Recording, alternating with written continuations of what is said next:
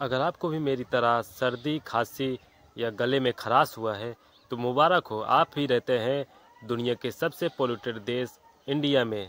India की 100 से ज़्यादा शहरों ने पोल्यूशन की सारी हदें पार कर दी। इंडिया के 100 से ज़्यादा शहर अभी पोल्यूशन के डेंजर जोन में हैं। अगर आप घर में हैं तो आप सर्दी, खांसी या जुकाम से छोटे मोटे नुकसानों से आप बचे हुए होंगे। और अगर आप बाहर घूमते हैं और 10 से 15 किलोमीटर अगर आप बाइक चला लेते हैं तो आपका मुंह और आपके बाल पूरे धूल से भर जाएंगे। सर्दी, खांसी, जुकाम से अगर आप बच जाते हैं तो फिर भी आप अपने आप को सेफ मत समझना, क्योंकि गांव में भी, मैं एक जौनपुर के छोटे से गांव में रहता हूं, यहाँ पे भी 200 से ज़्यादा एक्यूआई लेवल है। 200 से ज़्यादा एक्यूआई लेवल बहुत ही ज़्यादा डेंजर है। और दिल्ली में सोचो 1000 के ऊपर एक्यूआई लेवल पहुँच चुका है।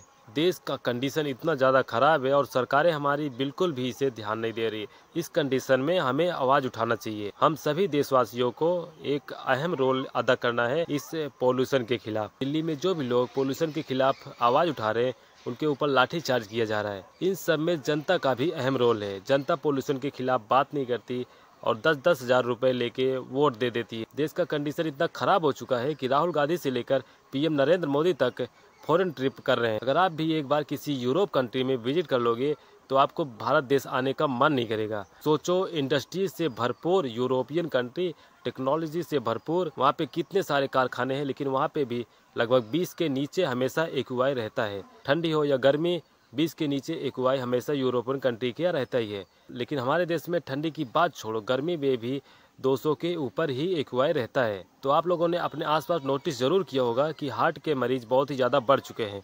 लगातार हार्ट अटैक, कैंसर जैसी बीमारियां बहुत ही ज़्यादा मात्रा में बढ़ चुकी है। इसमें सबसे बड़ा रोल पोल्यूशन का है। पोल्यूशन से ब्लड क्लॉट्स बन रहे हैं और फेफड़ों से रिलेटेड काफ़ी सारी बीमारियां फैल रही हैं और उनमें से सबसे बड़ी बीमारी है लंग कैंसर। हम लोग पोल्यूशन को कितने ज़्यादा नज़रअंदाज कर रहे हैं। पोल्यूशन के ऊपर कोई बात ही नहीं कर रहा है। और अगर आप इस देश के बारे में नहीं सोच सकते तो कम से कम अपने और अपने परिवार के बारे में सोच लो।